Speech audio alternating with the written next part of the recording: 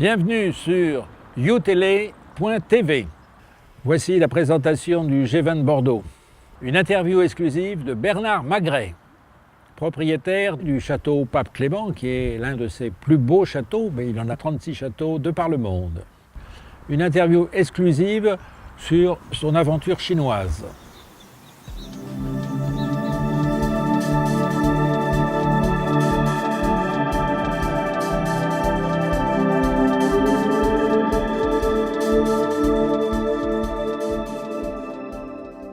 Monsieur Magret, vous avez été en Chine depuis quand?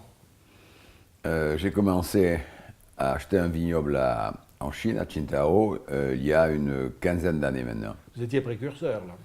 On était un peu précurseur, c'est pour ça qu'on a eu quelques problèmes par la suite. Mais Quel genre de problème? c'est très simple, c'était une entreprise c'était un vignoble, bien entendu. On avait construit un chai de vinification, un chai d'élevage, de la mise en bouteille, et on y élaborait un vin dans le Chandon qui était un vin blanc à base de Riesling italien qui était de belle qualité.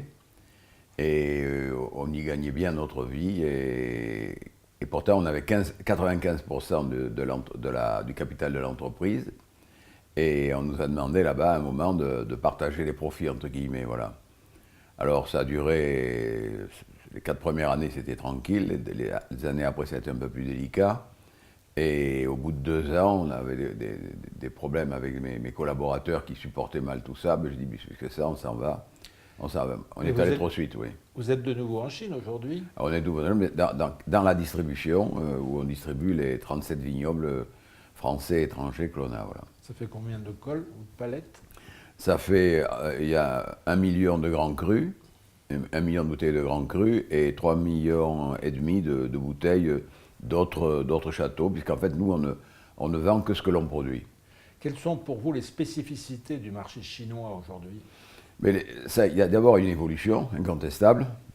Pendant 3-4 ans, c'était les vins de haute qualité qui se vendaient essentiellement, et puis ça a évolué vers des vins de prix beaucoup plus bas, ce qui est intéressant d'ailleurs, tout simplement parce qu'il y a eu une démocratisation des vins de Bordeaux là-bas en Chine, et c'est pas du tout négatif pour le marché bordelais. Bon, c'est l'évolution de demain, vraisemblablement, ça va changer dans la mesure où maintenant les Italiens, les Espagnols sont en place, les Australiens, voilà.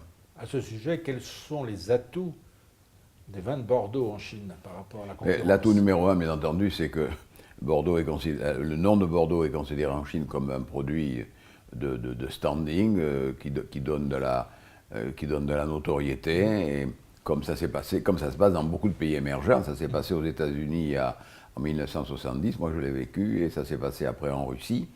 Et au bout d'un certain nombre de temps, il y a démocratisation et élargissement des possibilités du marché, mais je répète encore, on a maintenant des concurrents étrangers, et c'est pas plus mal. Et est-ce que vous comptez reprendre du vignoble en Chine?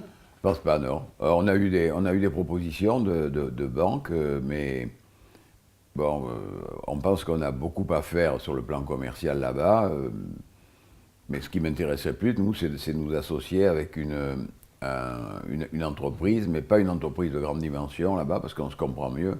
Les grosses entreprises, comme toutes les grosses entreprises dans le monde, elles sont très structurées, donc il y a une hiérarchisation, il y a une complexité dans les réponses, et dans le vin, dans la gestion d'un vignoble, on ne peut pas attendre 20 ans une réponse, voilà. Bien, je vous remercie. En vrai.